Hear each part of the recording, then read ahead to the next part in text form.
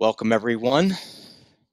Today, we're going to talk about a very important topic, considering everything that is happening in the world as it pertains to the virus and the vaccine.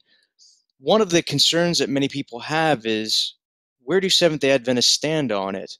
And there has been much made in the Review and Herald, and even the General Conference released an official statement on vaccination in 2015.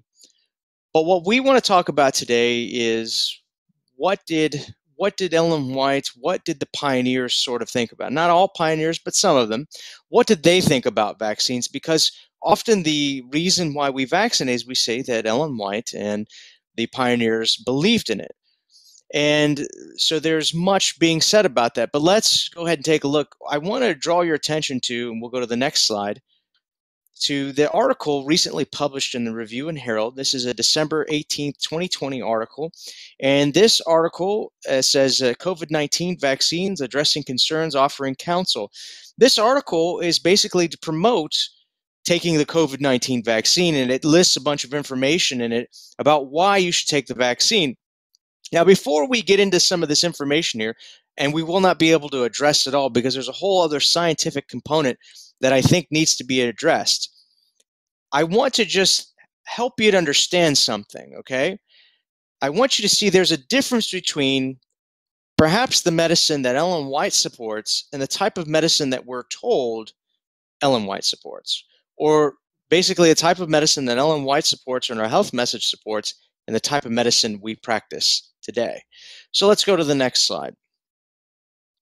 These are a series of guidelines in the state of California that have been issued recently. And I want you to see sort of what it's saying here. It tells you to wear a mask or covering over your face. And I like this part here. I don't like it personally, but I like that they pointed out cloth face coverings when around others outside your home. This doesn't just mean inside your home, but also outside your home. And then it talks about self-isolating. We don't mind the washing of hands and not touching your face, but it talks about isolating yourself and self-quarantining. And now this has been standard operating procedure. Everyone sort of agrees on it. But I want you just to listen to some counsel that Ellen Vajt gives, and I want you to ask yourself, would she be telling us the same things that government and big medicine are telling us when it comes to this? So let's go to the next slide. And this isn't how would I put it, exhaustive of everything that she says, right? This is not exhaustive, but it is something to think about. She says this: fresh air will purify the blood, refresh the body, and help make it strong and healthy. The invigoration produced will be reflected upon the mind, imparting to it tone and clearness, as well as a degree of composure and serenity. It gives a healthful stimulus to the appetite, renders the digestion of food more perfect, and induces sound, sweet sleep. Living in close, ill-ventilated rooms weakens the system, makes the mind gloomy, the skin sallow, and the circulation feeble. The blood moves sluggishly, digestion is retarded, and the system is rendered particularly sensitive to cold. One should so accustom himself to fresh, cool air that he will not be affected by the slight changes of temperature. Of course, he should be careful not to sit in a draft or in a cold room when weary or when in perspiration. Now, this was in Christian Temperance and Bible Hygiene, page 104. Now, think about this for a moment. We're told to stay inside, windows closed, and mask over the face. Does it sound like this would be something that she would be on board with? Let's go to the next slide before we answer this question. Let's go to the next one here. This is what she says. In order to have good blood, we must breathe well, full, deep inspirations of pure air, which fill the lungs with oxygen, purify the blood. They impart to it a bright color and send it a life-giving current to every part of the body. Good respiration soothes the nerves. It stimulates the appetite and renders digestion more perfect and induces sound, refreshing sleep. This is Ministry of Healing 227. The lungs are constantly throwing off impurities. Now, think about that for a moment. We're to wear a blanket over our face, and she says this: the lungs are constantly throwing off impurities, and they need to be constantly supplied with fresh air. Impure air does not afford the necessary supply of oxygen, and the blood passes to the brain and other organs without being vitalized. Hence the necessity of thorough ventilation. To live in close, ill-ventilated rooms where the air is dead and vitiated weakens the entire system. It becomes particularly sensitive to the influence of cold, and a slight exposure induces disease. It is a close confinement indoors that makes many women pale and feeble. They breathe the same air over and over until it becomes laden with poisonous matter thrown through the lungs and pores, and the impurities are thus conveyed back to the blood. So she talks about the dangers of not getting fresh air. She talks about its effect on the mind. She talks about the effect on digestion. She talks about how it makes the body weak, how it harms women. She talks about the dangers of even being indoors. And what have we done with all these recommendations? We have taken people out of the fresh air. We've put them indoors. We've put a mask on their face. And we wonder why people are going insane and becoming depressed and having illnesses. We have to ask ourselves, are we following the system she would endorse? Or are we following the system of the world? We're just looking at it. You don't have to decide what I say. Just look at the quotes, think about what she says, and ask yourself, is this the same counsel that we're getting? Let's go on to the next quote. She says this. Should be the next one. Let's see. This is it. In no case should sick persons be deprived of a full supply of fresh air in pleasant weather. Are we locking down people in pleasant weather? Their rooms may not always be so constructed as to allow windows or doors to be open without draft coming directly upon them, thus exposing them to the cold. In such cases, windows and doors should be open in the adjoining room, thus letting fresh air enter the room occupied by the sick. Fresh air will prove far more beneficial to sick persons than medicine, and is far more essential to them than their food. They will do better and will recover sooner when deprived of food than when deprived of fresh air. Counsels on Health, page 55. Now you think about that for a moment. Notice what she says here. The one thing we are restricting people is fresh air.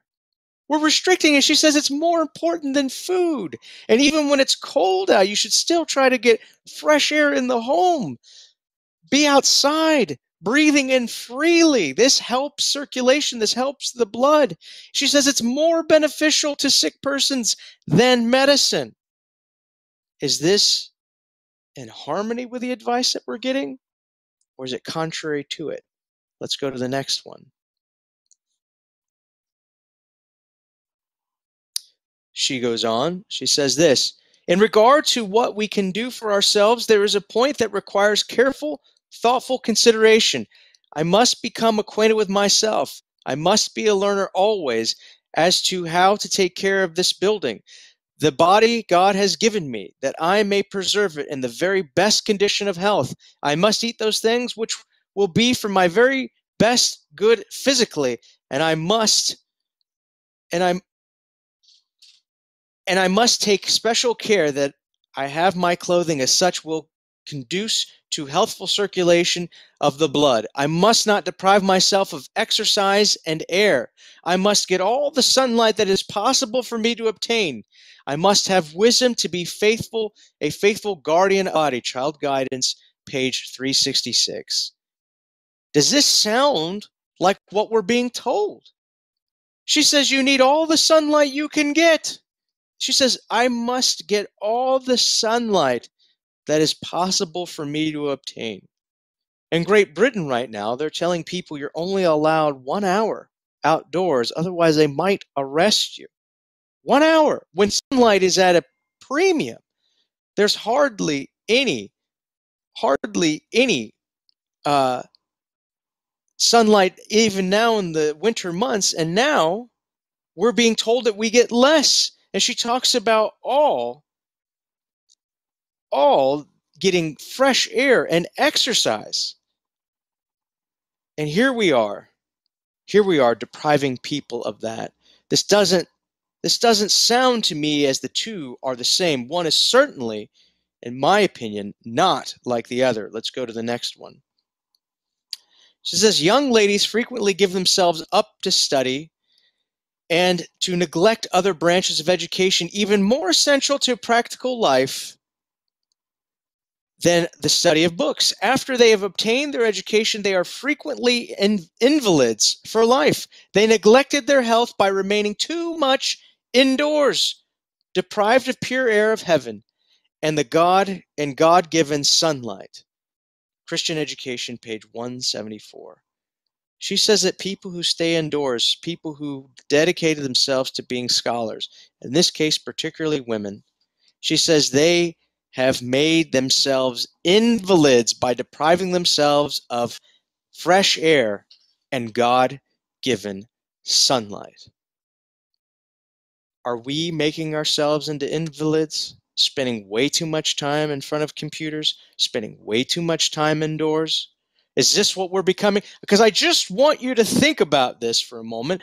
Are the recommendations, are everything that we're being told about how to fight this virus in harmony with what she says? Is it? Let's go to the last one on this. She says this. Physicians often advise invalids to visit foreign countries so they get some mineral spring or traverse the ocean in order to regain health, when in 9 cases out of 10, if they would eat temperately, engage in healthful exercise with a cheerful spirit, they would regain health and save time and money. Exercise and free, abundant use of air and sunlight, blessings which heaven has bestowed upon all, would in many cases give life and strength to the emaciated invalid. Notice, fresh air, sunlight, exercise would in many cases give life and strength to the emaciated invalid. We have to ask ourselves, is what we're being told in harmony with these fundamentals of the health message? Is this really the sound counsel that we're being given? We have to think about this. So with this in mind, seeing how she would attack and treat disease and how she thinks about preserving health, we need to compare that with what we're being told today. And this dovetails into the whole COVID-19 vaccine, which the Review and Herald has endorsed. So now let's get into the article, the Review and Herald, the December 2020 article. Here it is. And this is what they say. Adventist Health Ministries is firmly based on the Bible, the instruction of the Spirit of Prophecy through Ellen Vajt, and is in consonant with peer review, evidence-based health science. We rely on these foundations in formulating health approaches and advice. With millions infected and many dead, and global infections on the increase, a number of vaccines have been developed in record time. There are numerous questions people are asking regarding the COVID-19 vaccine. As a church, while we support the evidence-based public health recommendations, so notice they're coming out and saying, we support what they're telling you to do. We, they say, are also careful not to make pronouncements that may be construed as replacing national and international public health guidelines. So notice they agree with local government. They agree with the CDC, but then they say they also agree with the WHO. This is what they're saying. They're saying that we're friends with these guys. Even though we have the Bible and we have the Spirit of Prophecy, we are friends with these guys.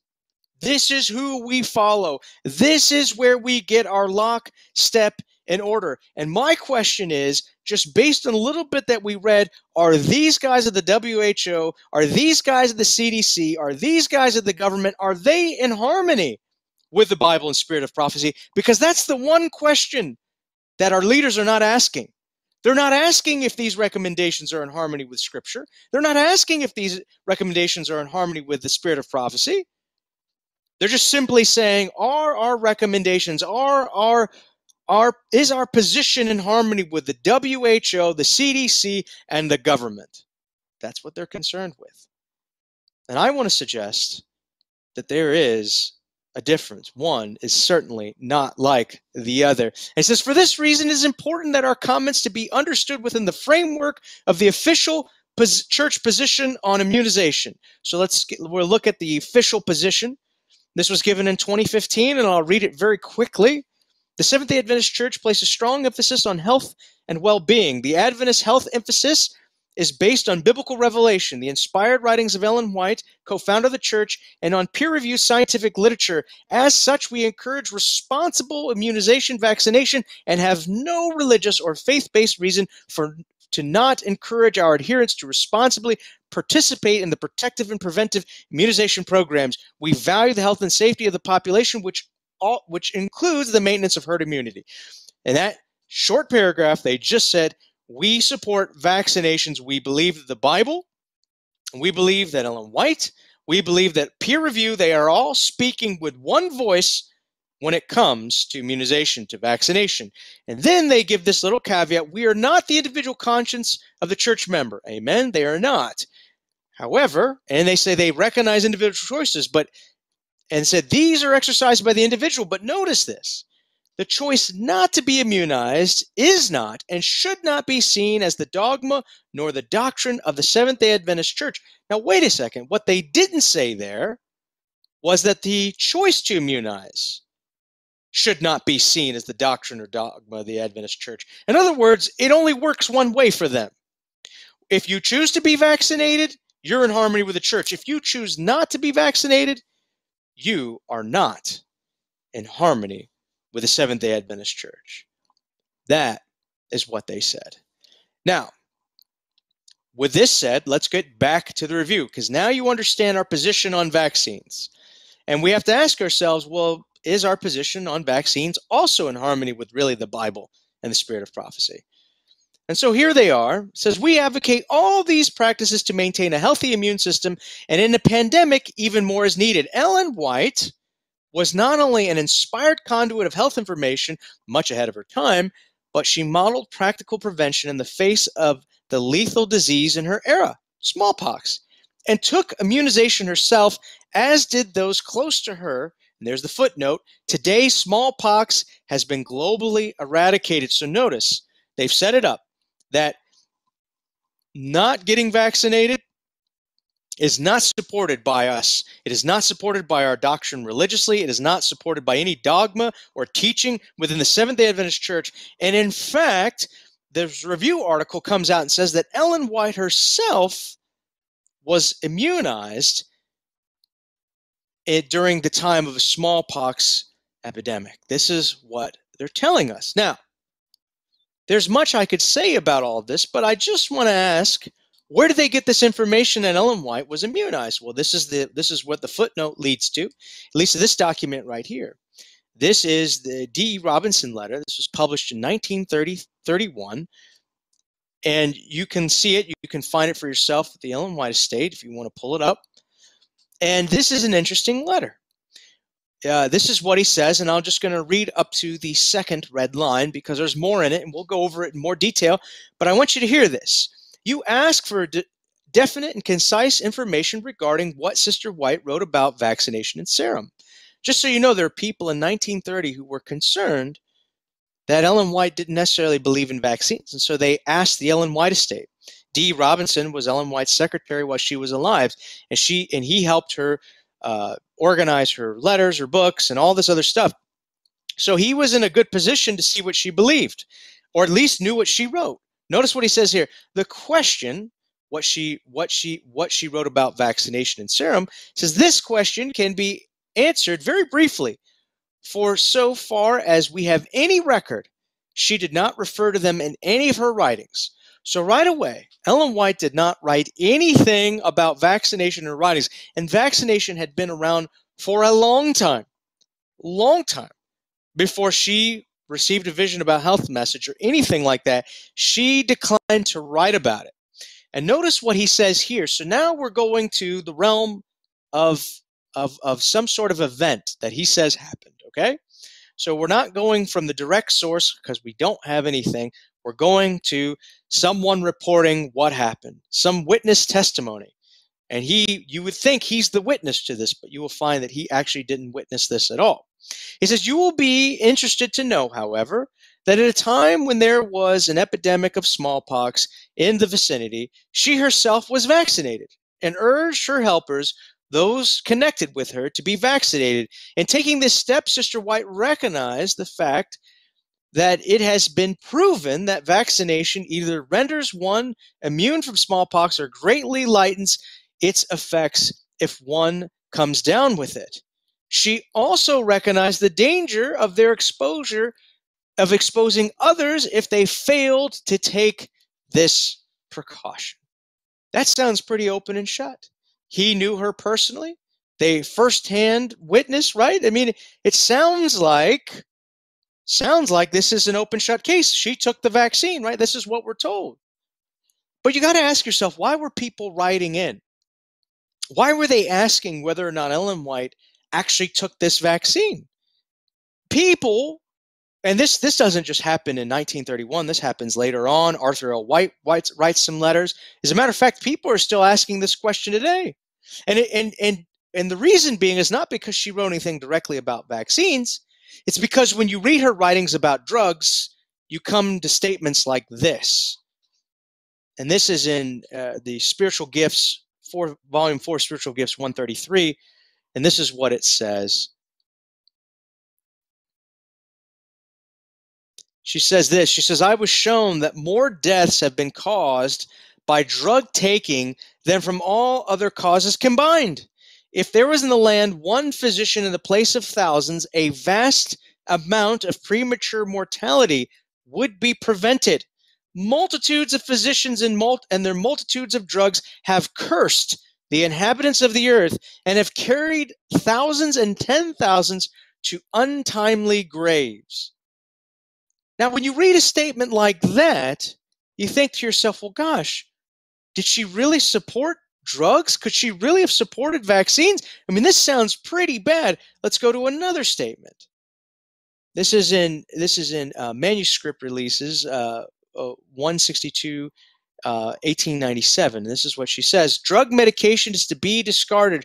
On this point, the conscience of the physician must ever be kept tender and true and clean. The inclination to use poisonous drugs, which kill if they do not cure, needs to be guarded against.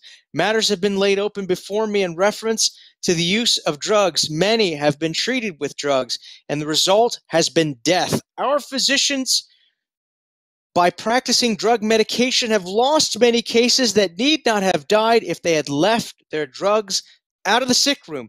Nothing should be put in the human system that will leave a baleful influence behind. She didn't say just drugs. She said nothing. And to carry out the light on the subject, to practice hygienic treatment, is the reason which has been given me for establishing sanitariums in various localities. I have been pained when many students have been encouraged to go where they would receive an education in the use of drugs. The light I have received on the subject of drugs is altogether different from the use made of them at the schools or at the sanitariums. The intricate names of given medicines are used to cover up the matter so that none will know what is given them as remedies unless they consult a dictionary. Now, anytime you read this, you immediately would question, well, does she support any drugs? You'd be like, well, with that statement, how could she support any drugs? And what happens is that someone from the White estate or someone from the church or someone from health ministries goes, well, drugs were different back then. They are safer today. They don't kill people. It's not the same. She's talking about the mercury and the calomel and the strychnine and the bleeding. She's not talking about our purified, our sanctified drugs today. That's not what she's talking about. We are much safer today. That's what the apologists would say. Unfortunately, the evidence doesn't bear that out. Let's go to the next slide. This is an article from Peter Gottschalk, and this article says he's saying our prescription drugs kill us in large numbers. He's not even asking a question. He's saying that they do. Peter Gotche was the founder of the Cochrane Collaborative, which was one of the gold standards in medical research. And so basically looking through all these different studies, doing a meta-analysis, this is what he concludes. This was published in 2014 in the Polish Archives of Internal Medicine. This is what he says. I have made out of the various studies is around 100,000 people die each year in the United States because they take drugs, even though they take them correctly.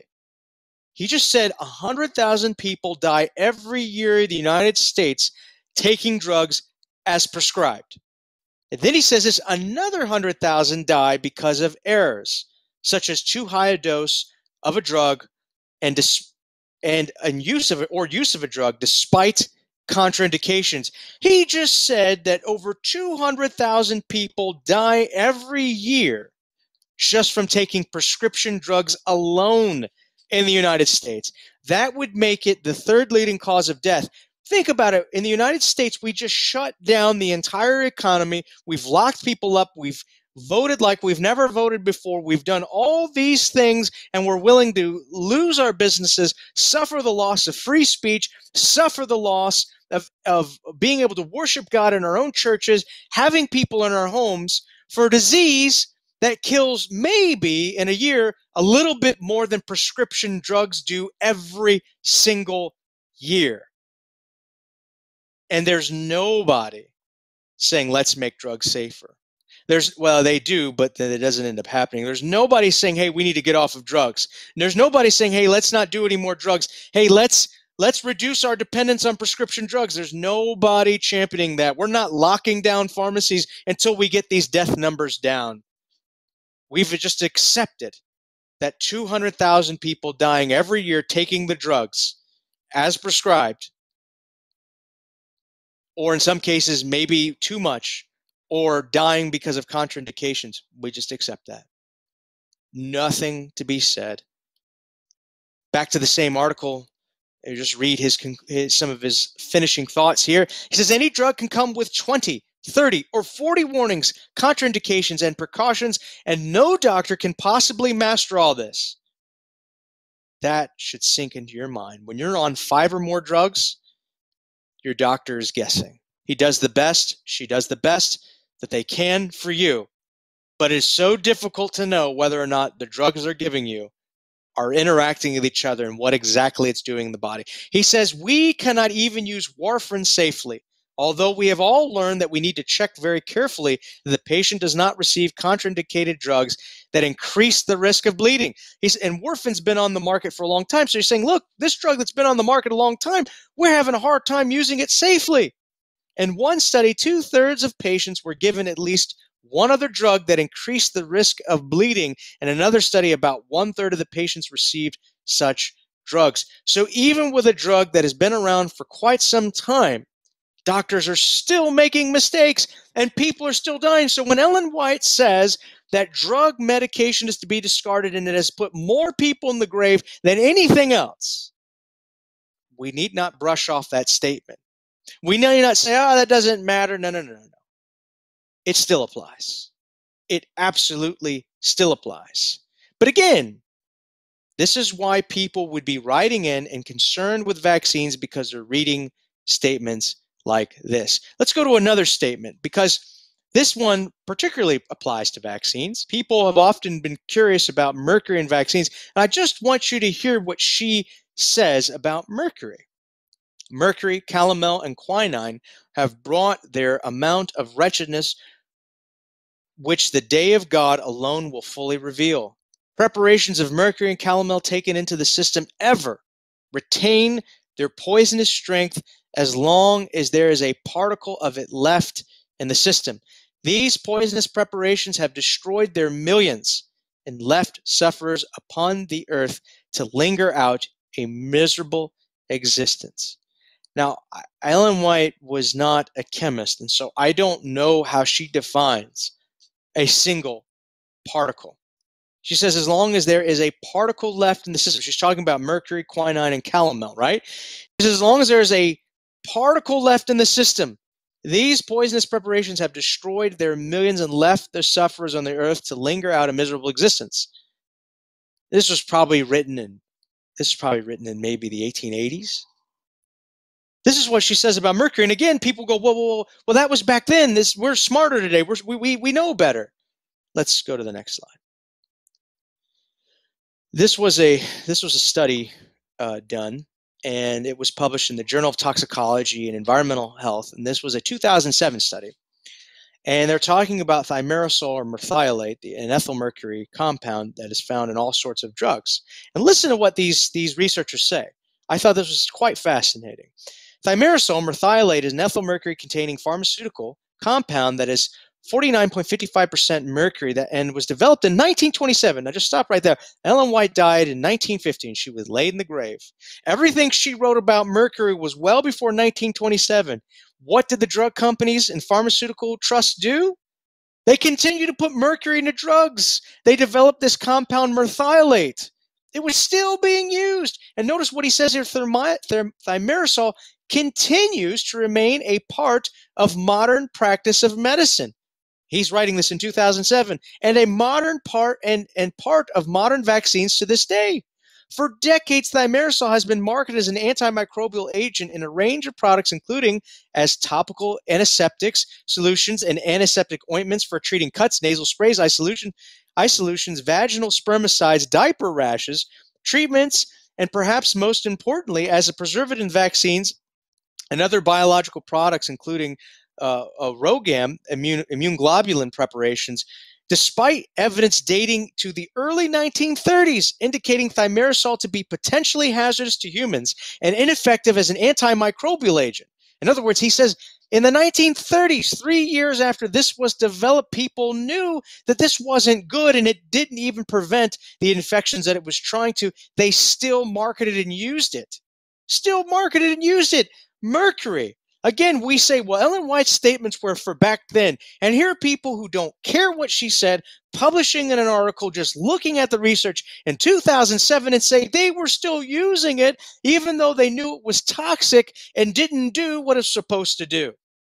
That's the drug companies. So when you read Ellen Vajt's statement, when she's condemning drugs and she's condemning all this, don't think that it just simply applies back then. It clearly has room to apply today. She says this, unchallenged, it remains in the U.S. pharmaceutical products until the 1980s, when thimerosal began to be withdrawn because it was demonstrated ineffectiveness and toxicity in topical pharmaceutical products. Ironically, while thimerosal was being eliminated from topicals, that means putting it on your skin, it was becoming more ubiquitous in the immunization schedule for infants and pregnant women. So they knew since the 1930s, 50 years roll by in the 1980s, and they start taking it out of topicals. And then they decide it's okay to still inject in children and in mothers with children. That is insane. Let's look at the next slide. Notice here, these are some products that they used to use. Methylate, and you can see they were using it to treat the skin. They were using this on diaper rashes. You were rubbing your children down with mercury for a diaper rash.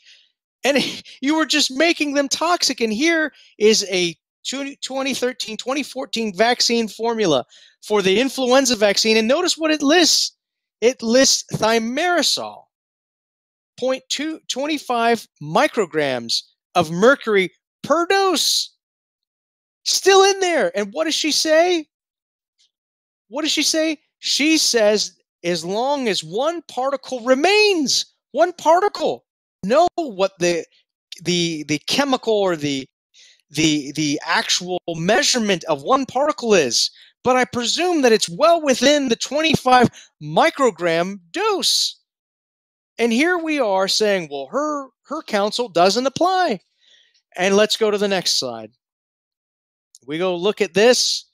This is the vaccine ingredient list from 2010, and I chose 2010 on purpose. Here is, and you go to the next slide, and you can see Here's thimerosal being brought out, and it tells you the vaccines that are in. DTaP, DT, HIV, and many of these are given to children. Not just the flu, given to children, these vaccines are. Now, this was in 2010. Now, I want you to see something, because they're telling you that thimerosal, the mercury, was still in vaccines in 2010. We were told in 1999 and 2000 they were all removed. But here they are telling you, this is the CDC telling you in 2010 it was still there. Now, I want you to see something here. The CDC, this is you can go to the next slide. This is, if you pay attention to the red circle and the arrows, the CDC, this is an updated list. This is an updated list in 2013, and this was released in 2015. So nothing was changed even up to April 2015. And I want you to pay close attention to those asterisks, the little stars where the arrows and the circle is, okay?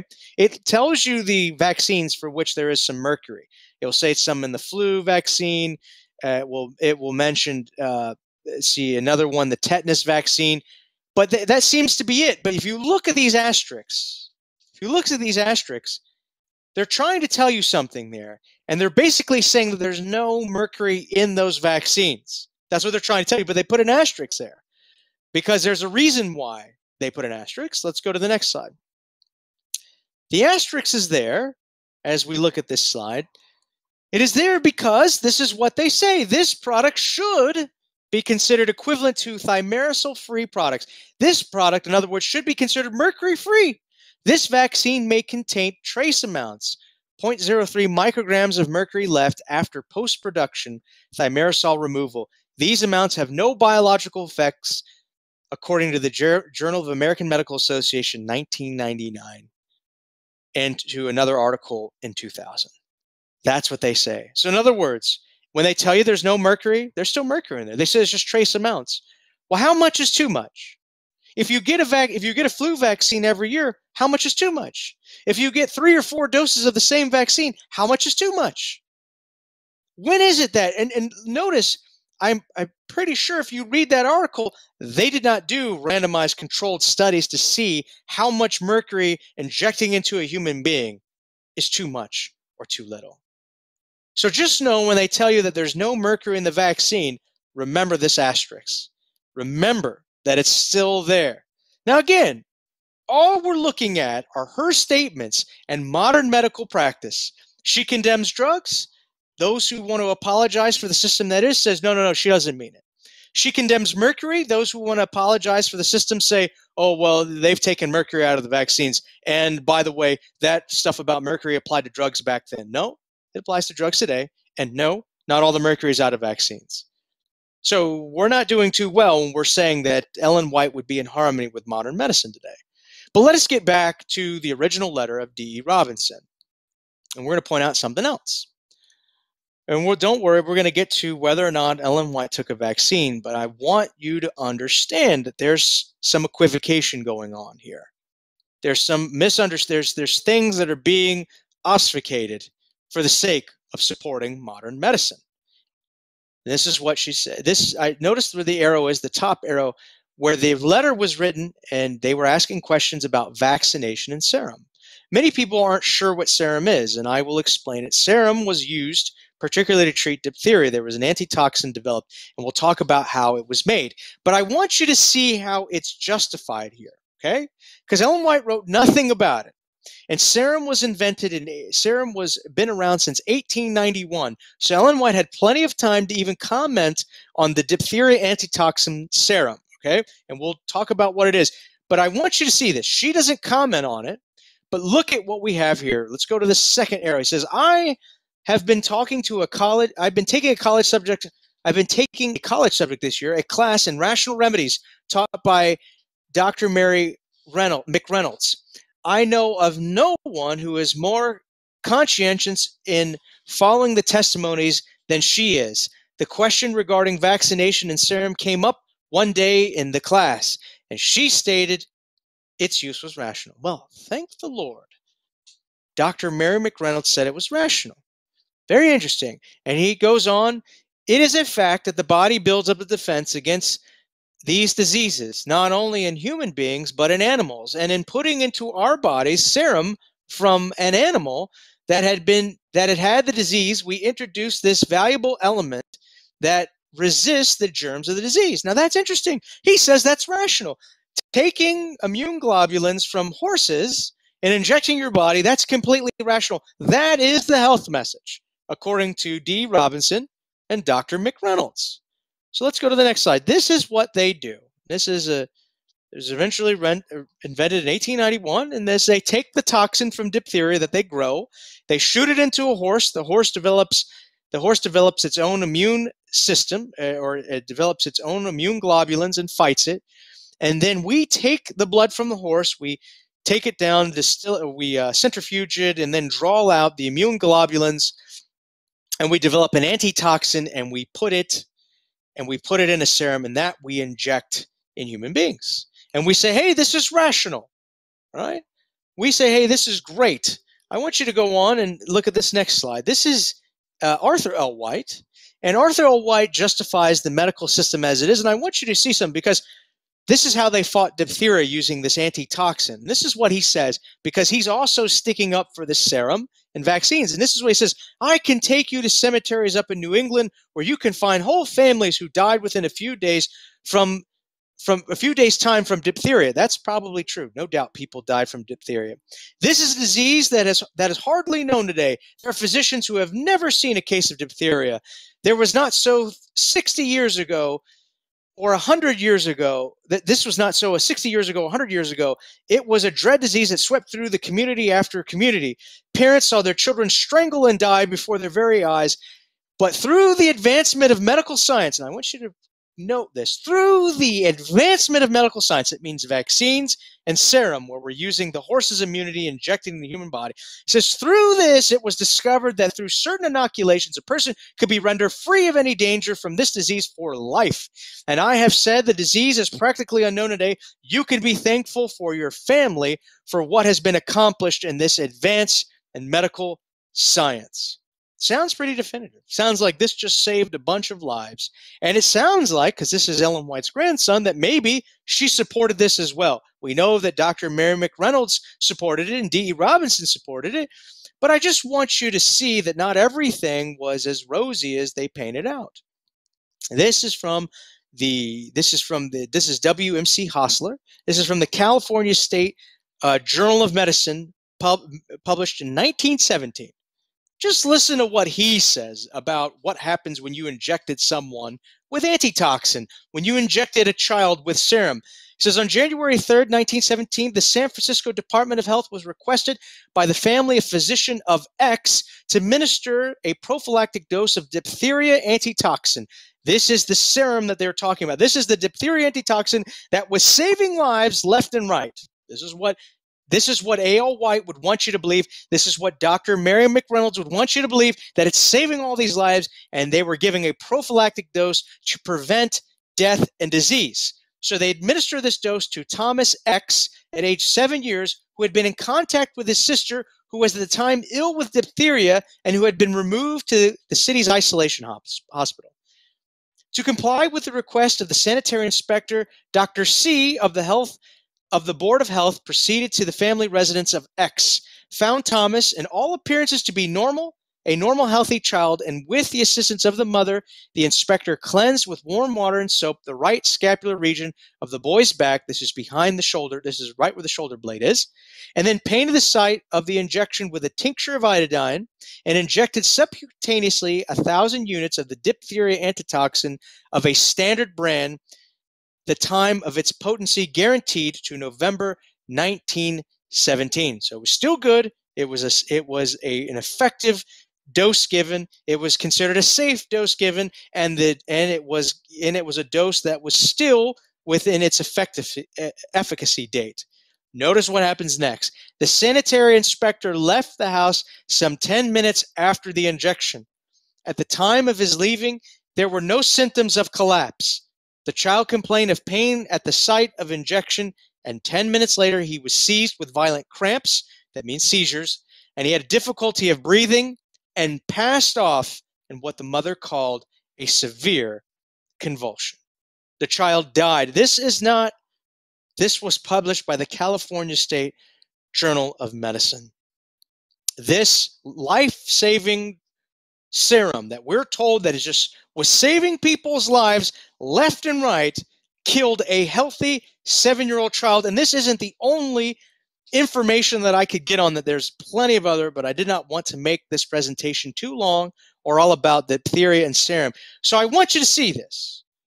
Arthur White, D.E. Robinson, and Mary McReynolds are all talking about how great the antitoxin is. And we just read a notice from a peer-reviewed medical journal, the state of California, that no, this drug, this treatment killed a healthy 7-year-old boy. But would Ellen Vajt have supported serum? Would she have said, hey, you take the good with the bad, sometimes it works, sometimes it doesn't? Would she have supported it? Well, we don't have to guess. Let's look at what she said. Now, this is fascinating. This is fascinating because this was published in 1901. So 10 years after the serum was in use, 10 years after it was in use, and it was being given to people all over, right? 10 years after it was in use, this is what she says concerning her experience fighting diphtheria. She says, again, there may be somebody sick, and we took all the drugs, got vaccinated, and took serum, and we were healthy. Nope, that's not what she says. Let's read. Again, there may be somebody sick there. You may want to know how to use the common methods, the simple remedies of water. It is a simple power. Although my husband and I were not physicians, yet we were. We could go around when doctors and children were cut down, 4 or 5 in families of physicians. We never lost a case. What were they doing? Were they using serum? No, they were using water. We never lost a case that is in diphtheria, and we used only the simple treatments. In doing this, we gained the confidence of physicians. When persons would go to the physicians for help, they would say, if anybody can help you, it is up there at Elder White's. He and his wife go around and help people. I don't know how they do it. It may be that God will send you to some such homes where help is needed for the sick. You can melt away into their hearts of the worst souls, and they be converted. She was talking to a group of Bible and medical missionaries, and she basically said in 1901 in this talk, use water. Use water. If she had an opportunity, she could have said, hey, what you need to do is you need to secure antitoxin, and you need to buy it for the local doctor, or you need to come up with money to save lives and use this serum to prevent people from dying from diphtheria. But she doesn't say that. She says we used water and we lost not one case. For all those graves that Arthur White talks about, we can probably reasonably deduce that many of them could have been prevented not from a lack of vaccine and not from a lack of serum, but from a lack of training in hydrotherapy and a lack of belief that simple remedies can cure. That's what we can believe. So if you want to know whether or not she supported that when she had a chance to endorse it, to talk about how to fight diphtheria, she chose water over serum. That should tell you something. Maybe the case that we're making on vaccines and Ellen Vajt supporting them, maybe it's not as strong as what they're telling us. Let's go back to the letter. And I want you to see here again, we had read, so if you look at we're going to go to the next slide. So this is D.E. Robinson's letter again. And again, he talks about her, the first arrow, you see he talks about her not writing anything. And then he talks about she also recognized the danger of people who weren't vaccinated, of exposing others to smallpox if they failed to take this precaution. Now, I want you to hear what his experience is. And this is very interesting because D. Robinson actually has his own experience. This is fascinating. He says, this question has been a very serious one in my own experience. For when I was vaccinated, I received an infection that bothered me for several months. That is, however, very many years ago. And I think that with modern methods, the danger of such an infection is much lessened. So notice this. He himself, D. Robinson, had a bad reaction to vaccines. And now he's giving modern medicine in his time the benefit of the doubt. He says, well, things are probably better now. And so maybe it's not so bad. Even though I got really sick, maybe it's not so bad. And he goes on, he says, at the Rasangu mission in Africa, the smallpox was all about us and got into the school. After the students were vaccinated, we had not another case, and in no case did we see any ill results. Well, I'm glad for that. Praise the Lord. So he says that even though it made me sick when smallpox was raging in Africa, it helped us. And then he goes on, an uncle of mine, Elder D.A. Robinson, who labored as a missionary in India, was conscientiously opposed to vaccination and refused to take it. He died an awful death with smallpox, and before he died, he stated that he had made a mistake which was costing him his life. The rest of the family were vaccinated and suffered no ill effects from smallpox. That's very interesting. And so he gives his experience, and he basically says, hey, my uncle died of it, and he was opposed to it. Now, you got to ask yourself, why was D.A. Robinson, not D.E., D.A. Robinson, the uncle of D.E. Robinson, why was he opposed to it? Why would he not take it? And did he really die of smallpox? Perhaps. Maybe he did. But it seems to me that D.E. Robinson says, hey, it affected me when I was a kid, but in Africa it seemed to help, and my uncle died because he didn't get vaccinated. That's what he's saying. But does this answer the question whether or not Ellen White got vaccinated? According to D.E. Robinson, she did. But let's take a look. Here's another letter, and this is very interesting. This is also written by D.E. Robinson. This letter is written in 1915. Now, this letter is fascinating because you're going to notice a little bit of a different tone than in his previous letter. In his other letter, he's very confident that Ellen White took the vaccine. But in February 10th, 1915, Ellen White is actually still alive. She's still alive. And notice what he says here. Your letter addressed to Miss E.G. White came to hand several weeks ago. I mentioned the matter to her one day, but wasn't able to get anything definite. Well, what was the letter about? It was about vaccination. So this brother wrote to the Ellen White estate and asked D. Robinson, say, hey, what does she say about vaccines? So while she was alive, he mentions, I couldn't get anything definite. He says, Sister White's writings contain broad principles which should guide us in all of our work. Amen. I can't disagree with that. When it comes to details, however, it is necessary for us to study these and to come to our own conclusion. I can't argue with that either. Owing to our finite limitations, we do not always see alike on some of these matters. Well, yes, absolutely. There are some people who disagreed on vaccines. Some people thought it was effective, and some people didn't, and that's exactly what he's referencing. Notice here, now he gives his own experience. When I was a young man, I was vaccinated and had a quite serious time. This led me to feel that vaccination was wrong. On the other hand, I felt differently about it when I heard of the death in India of my uncle, Elder D.A. Robinson, who had refused to be vaccinated. Others who had been vaccinated were very closely associated with him, and they either escaped the disease entirely or had it in a very mild form. Before he died, he stated that if he had to do it all over again, he would certainly be vaccinated. Not being a medical man, I would not want to give a very decided opinion. So here he is backing up, says, hey, look, I'm not going to tell you what to do. However, the principle underlying the administration of antitoxins seems to be based upon scientific common sense. That's the serum. Again, notice this is his opinion. This is not what Ellen White said. He already told you what she said. She said she had asked her. She had nothing definitive that he could tell this brother. And he goes on to list his experience and says, hey, look, serum's good. The vaccine's probably good, but that's his opinion.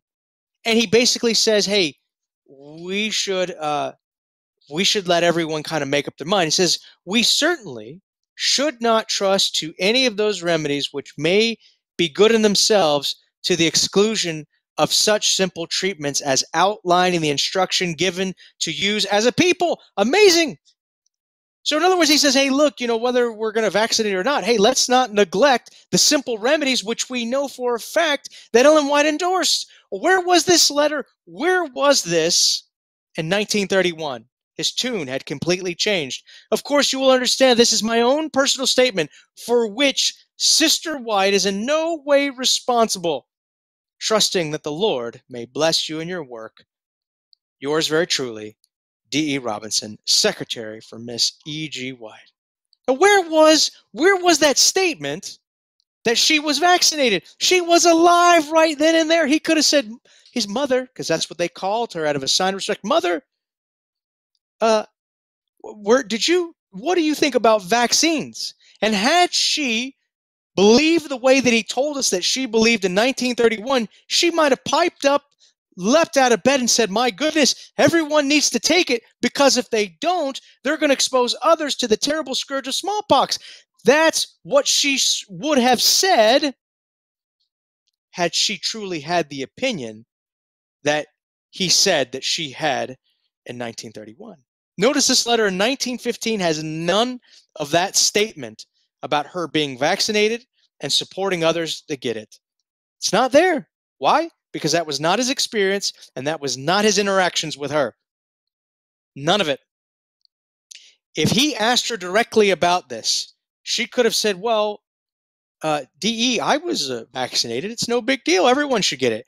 But she doesn't say that to a direct question. She doesn't say it, and he admits that she doesn't say it. In 1915, where she's still alive, no answer.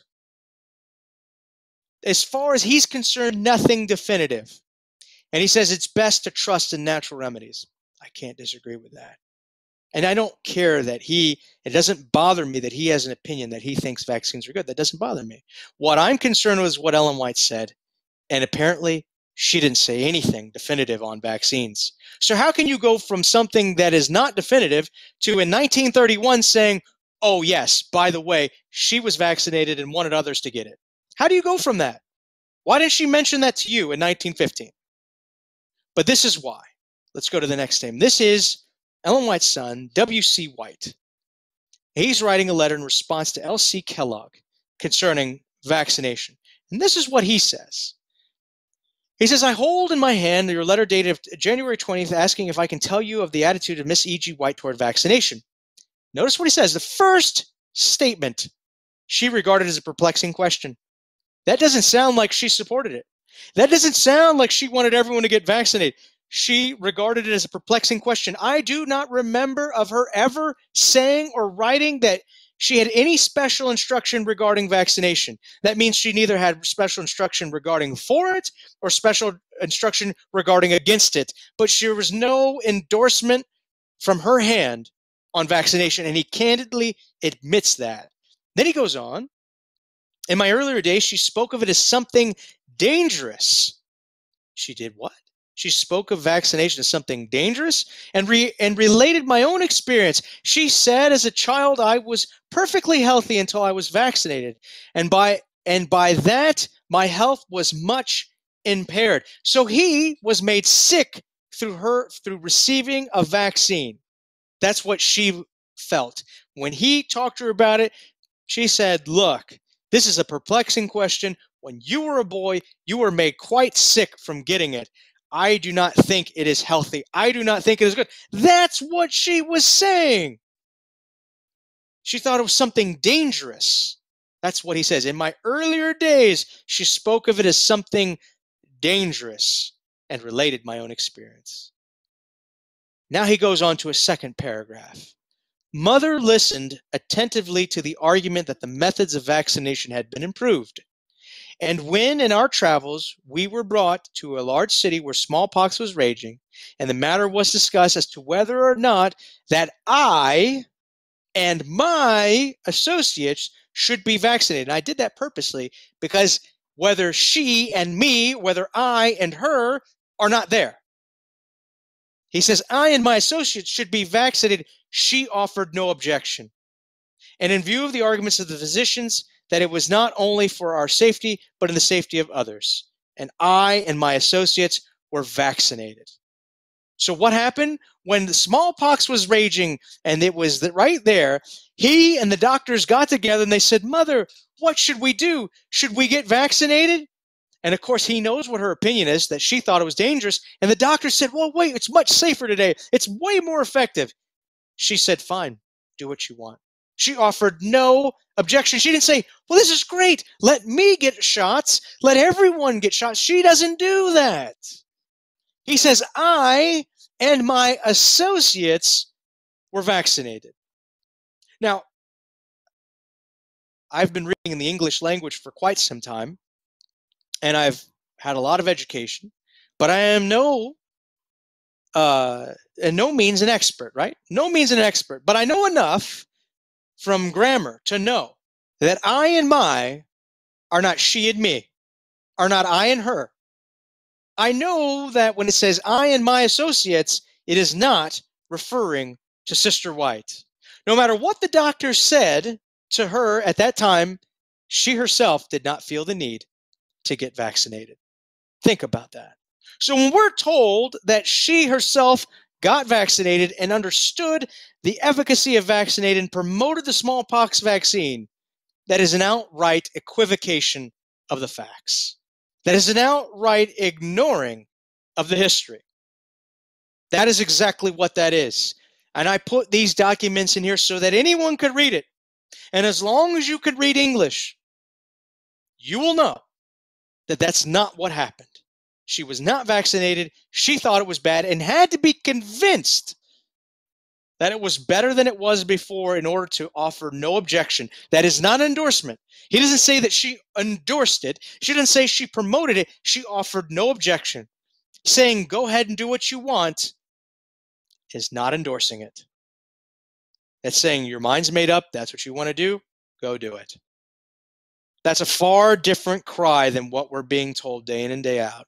When people are told you need to take the COVID-19 vaccine because Ellen White took vaccines, no, you're not standing on solid ground. You're disingenuous with the history. You're equivocating the facts, and you're not being honest.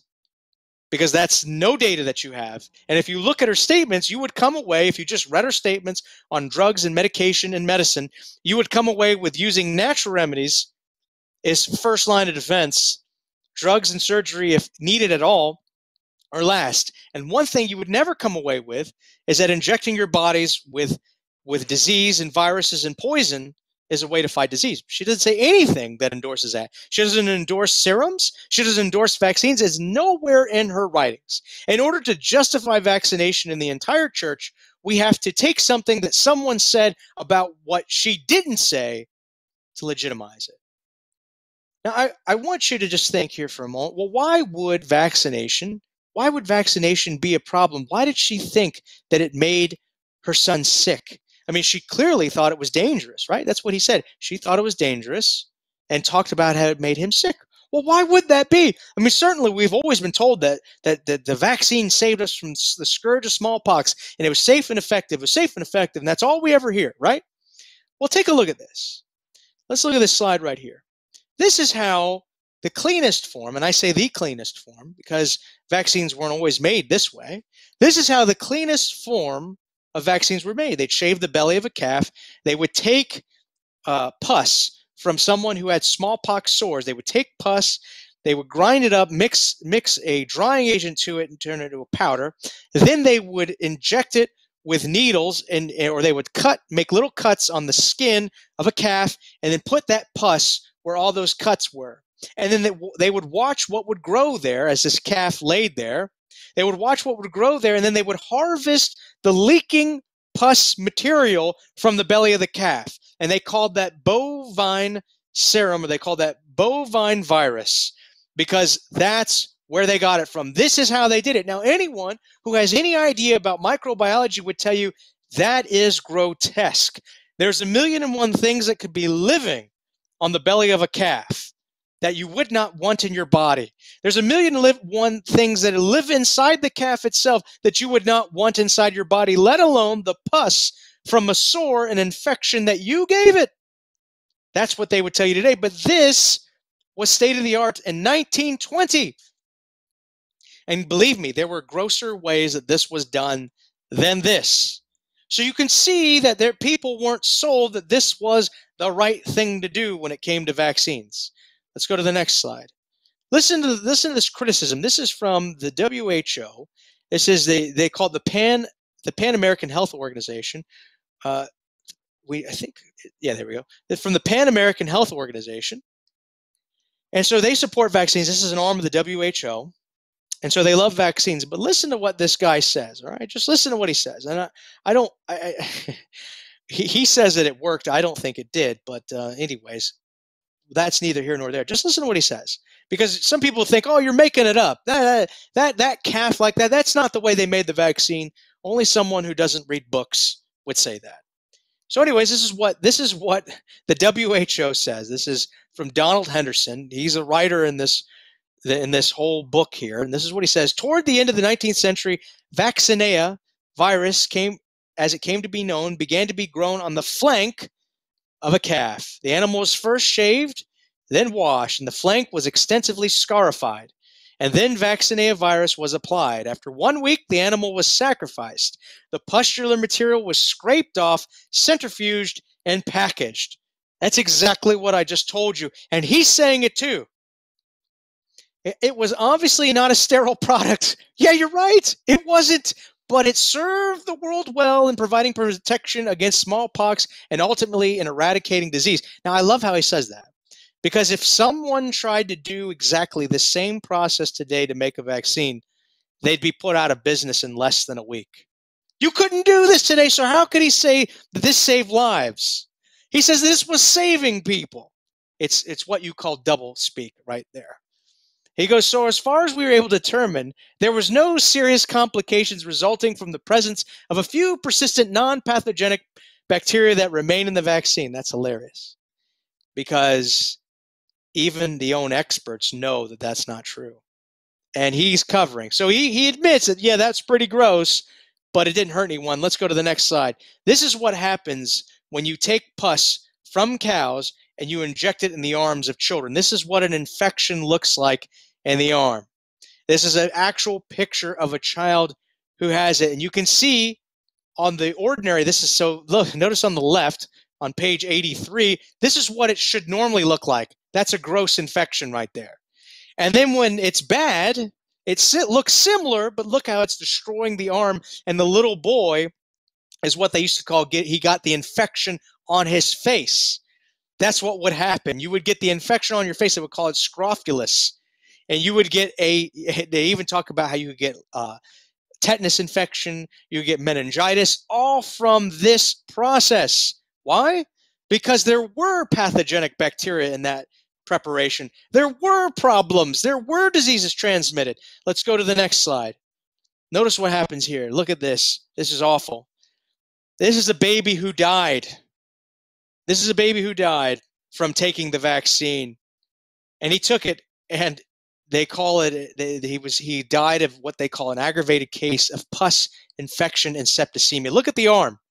That's an awful infection. Why? Why? Because there was bacteria in that. It wasn't sterile. It wasn't clean. And this is why people, like Sister White, this is why people had a problem with a smallpox vaccine.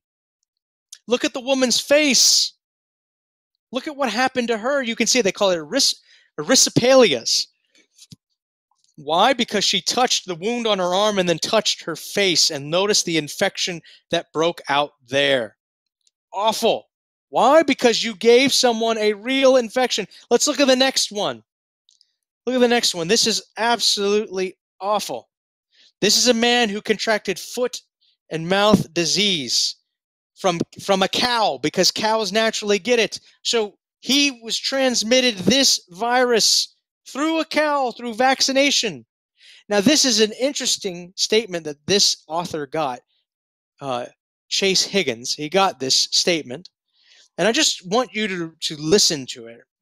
I'll try not to make too much commentary, but I just want you to listen to it, because it's directly from the pharmaceutical company that was making the vaccine at the time. And listen, and this was in 1905. Sir, your communication on the subject of vaccine virus has been received and the contents noted. What you say about the confusion existing in the minds of the medical profession as shown by the medical textbooks regarding the origin of vaccine is entirely true.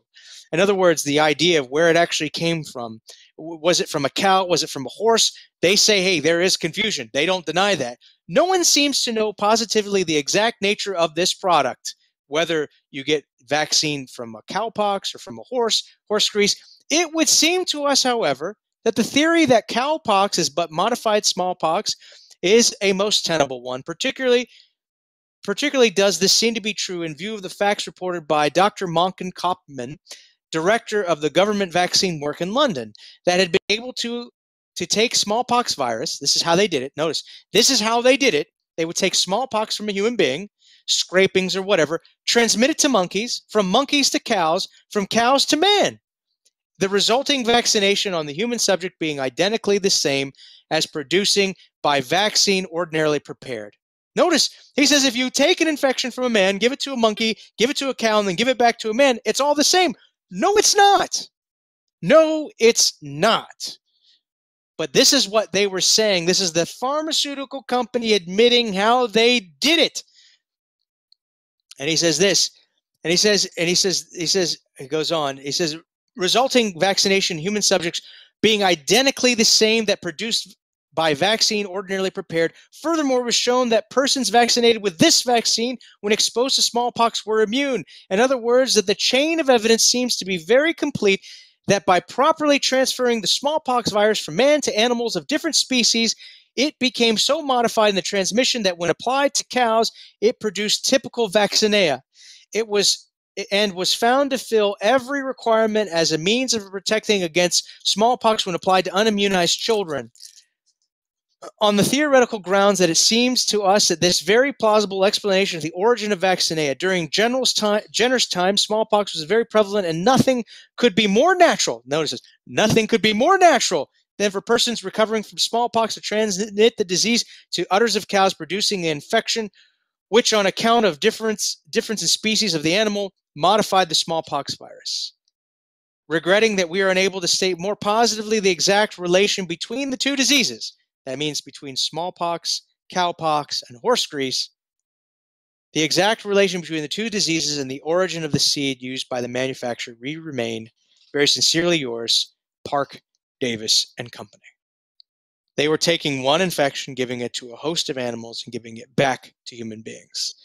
This was problematic. But again, people would say, hey, that was back in the past. Everything's better today. Smallpox vaccines are safe, effective. We know they save lives. They didn't kill anyone. I mean, of course, we know that's not true. It did kill people. But that's what the apologists would say is, safe, effective, doesn't hurt anyone. We just need to accept this. This is just medical history. This wouldn't happen in modern times. Well, let's look at the next slide.